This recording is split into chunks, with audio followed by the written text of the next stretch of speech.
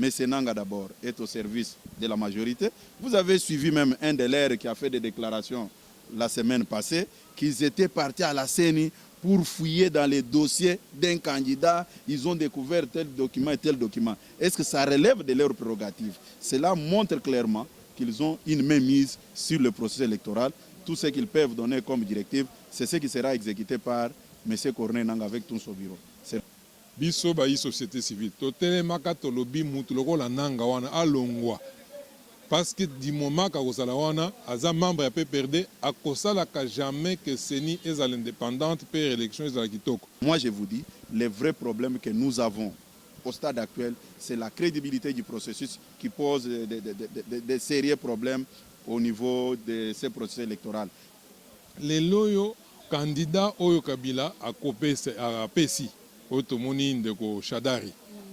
Mais azana mukumba munene bilan nyonso ya Kabila batu nyonso bakufa bazokufa timo na lelo azana wana mukongo nani akopona ye? C'est impossible, c'est impossible. Alors yé même si tu as aligné 5 candidats à l'opposition yé akozala obele na suka na bango nyonso wana parce que azana bato bakovoter te. Les programmes du candidat président Martin Fayoulou, que les autres analyses. Je tiens à remercier le président Fayoulou qui a montré à la face du monde comme d'autres candidats présidents de la République que l'opposition n'était pas sur une voie de chaos comme nos amis de la majorité voulaient les faire croire à qui voulait les entendre. Il a présenté un programme réaliste. Je peux me limiter à ce niveau-là pour lui dire merci. Merci.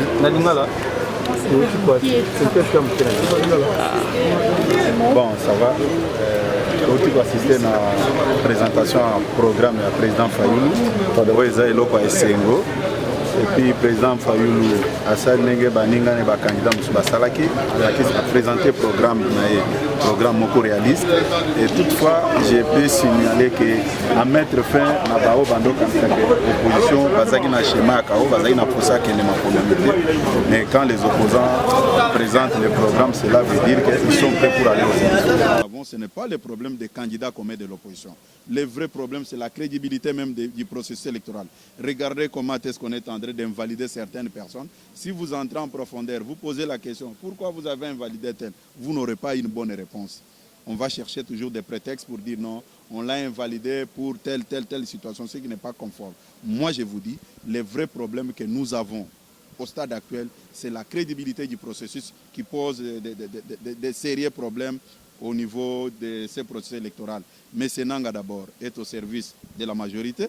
Vous avez suivi même un des leurs qui a fait des déclarations la semaine passée, qu'ils étaient partis à la CENI pour fouiller dans les dossiers d'un candidat. Ils ont découvert tel document et tel document. Est-ce que ça relève de leurs prérogatives? Cela montre clairement qu'ils ont une mainmise sur le processus électoral.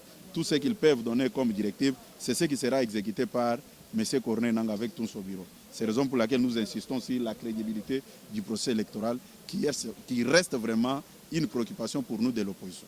Crédibilité sur quoi? Voilà, tu as bien écouté, je viens de citer quelques points majeurs. J'ai parlé du problème de 10 millions d'enrôlés sans empreinte. C'est un problème. Et le président Fayoulou l'a démontré ici. Vous pouvez aller aux élections avec un candidat de la majorité. Vous obtenez 12 millions de voix. Et le candidat de la majorité obtient 10 millions de voix. Et quand il va prendre les 10 millions qui restent dans les réserves, là, des enrôlés fictifs, là, puis ce ne sont pas des fictifs, mais ce sont des gens qui gardent pour une mission bien déterminée. C'est pourquoi je parle de crédibilité du procès électoral. Et j'ai évoqué les problèmes des machines à voter. Ce sont des problèmes majeurs. Tout ce que vous dites, non, candidat commun, je l'ai toujours dit, mes chers frères, c'est une histoire qui vient tout droit des laboratoires des services de renseignement. C'est-à-dire quoi? Quand ils vont tricher, ils vont vous dire que non, si nous avons gagné les élections puisque l'opposition n'était pas organisée, c'était un faux problème. J'insiste, je l'ai dit, et je l'ai dit partout où j'ai passé que non, le problème des candidats communs, c'est un faux problème. Si vous avez des doutes, choisissons même quelqu'un parmi nous, mettons-les en face de leur candidat, et leur candidat va gagner. puisque le procès n'est pas crédible. Les gens doivent comprendre que notre cheval de bataille, c'est d'obtenir la crédibilité du processus. Les histoires d'inclusivité, candidature commune, ça sont des accessoires. Les vrais problèmes, c'est autour de la crédibilité du procès électoral. Martin Fayulu, vis-à-vis à programme d'abord, vous allez féliciter Makassi parce que nous avons démocratie, jeune démocratie, nous avons l'habitude de la démocratie. L'élection, les alliés qui ont l'élection, les années, l'idée que les candidats ont proposé, c'est sur base de ça, l'électeur, il faut pas pour nous. Projet pour la infrastructure, c'est-à-dire balabala, ainsi de suite. Projet pour la lutter contre la corruption. Yango te dit que l'honorable Fayulu a se distingué parce que Azali parmi les candidats Oyo a fait ici le programme Nabango, le peuple congolais, le peuple est à la mesure, il y a pour distinguer entre Yé et les candidats Messus. Yolanda qui programme le gouvernement à Moïse, depuis l'opposition, Yolanda qui programme Kamere Pazanaye, elle a qui na congrès na biso on a zamu le président Tshisekedi pesa na programme na ye ndenge tozo solola mikolo pour na unité opposition baide oyo toko oyo Martin Fayulu ya uti kopesa biso oyo convaincre ngai faut le dire na baide bisusu nyonso ya président Kamere ya Moïse na ensemble consort to kotia ngo ensemble on a kosala oyo tozo benga programme commun de gouvernement mondimi c'est mieux que l'élection aux anambula o. Bon, moi, les questions étant libisoté, étant lycénie, mais tu as vu que le peuple congolais est lié élection. Puis opposition, président Fayulu, tu as lié élection. Mais tu as lié élection, tu as lié élection, ils ont bien pour volonté à le peuple, ils ont traduit dans les résultats au économie. Ce qui peuple est poli, candidat à l'opposition, il faut y aller à la proclamer. Pour te dire, aussi tu vivant en gros, va proclamer, va gagner, oyo, va perdre. Donc, l'idée de l'élection est crédible. Ça veut dire transparente et exprimer volonté à souveraine et maire. C'est ça la démocratie. Mais il y a important dans notre Mawana, tout le canal de programme à gouvernement. Mais bien voter les mines avec ma machine à voter. Parce que nous sommes allés toujours au-delà des 100 milliards de dollars. Mais on se demande avec quelle production.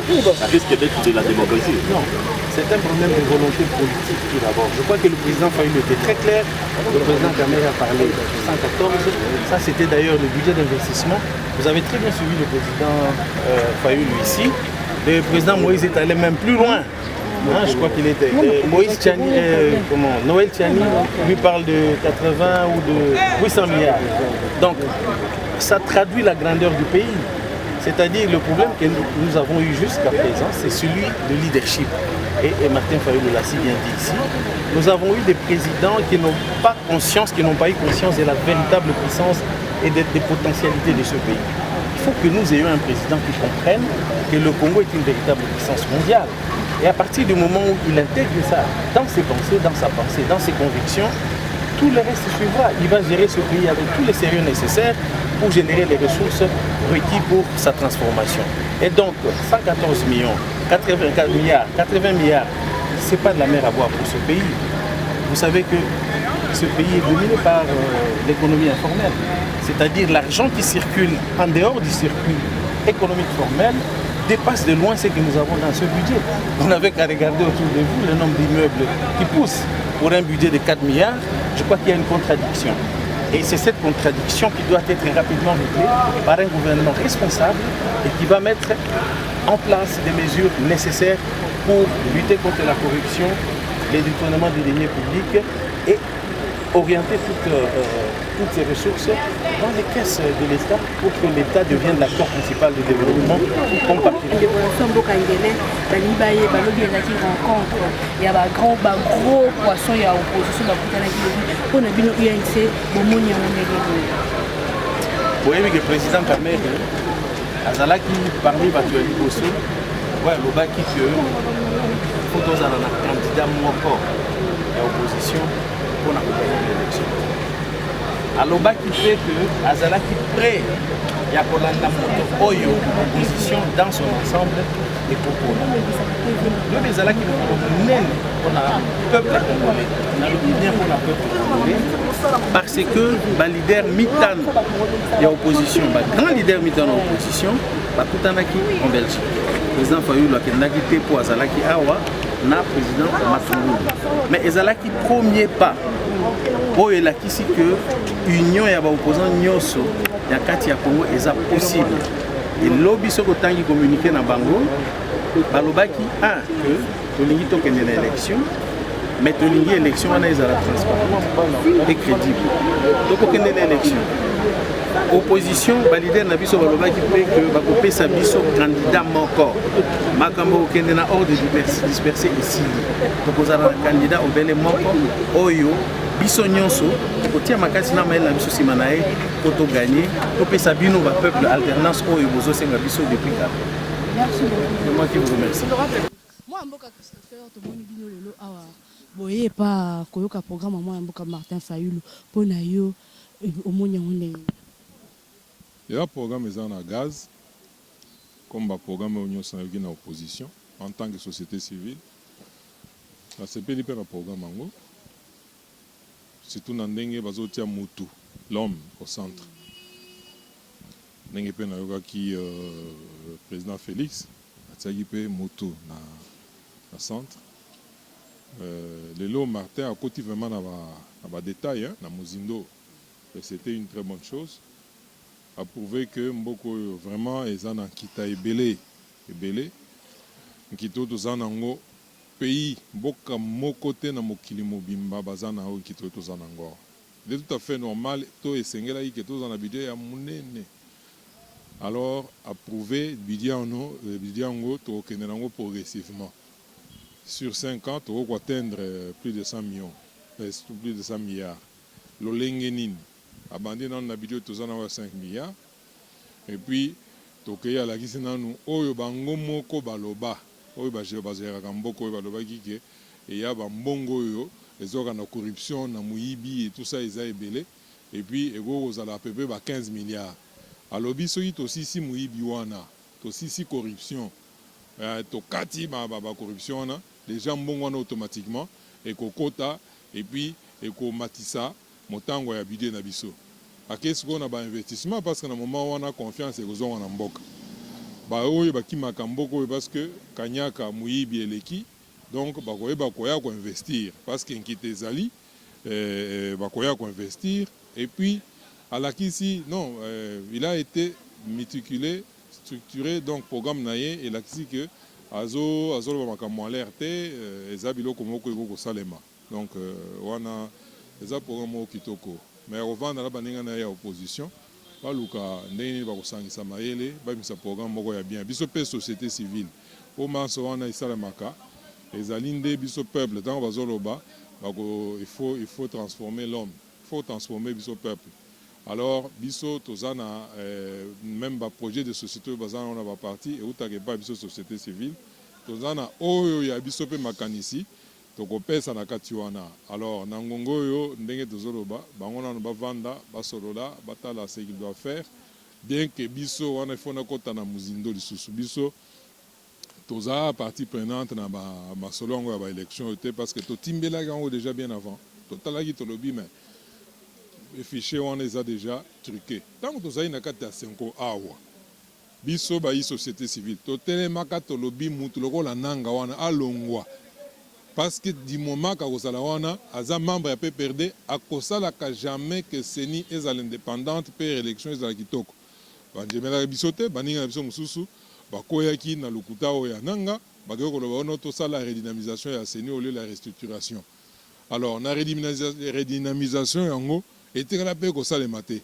Attaque au lelo na Belgique, balobi non, il faut restructuration. Voyez qu'on se rende compte que c'est ça. Tant que makambo élection yaki. Biso totala yi tolobi non mais makambo machine wana ndeko Kabila yebi que jamais ba congolais ba ko voter susté. Parce que memi biso na liwa ba tebele na est kuna bazo kufa kino dozolo sola bazo kufa. A memi biso bitumbati na kati ya Kasai central. Les loyo congolais azo vivre lokola moi étiqué. Alors, Congolais jamais, ceux qui m'appellent solo et salimi avec une CENI indépendante, libre et tout ça, donc bakoui jamais koponaye. Parce que koluka machine wana vote électronique, ils ont prévu dans la constitution de bisoté. Venini machine à voter, ils ont prévu na accord tout ça qui na 5 ans à place tout zali. Machine à voter, ils ont prévu na calendrier électoral yé mokonanga salaki.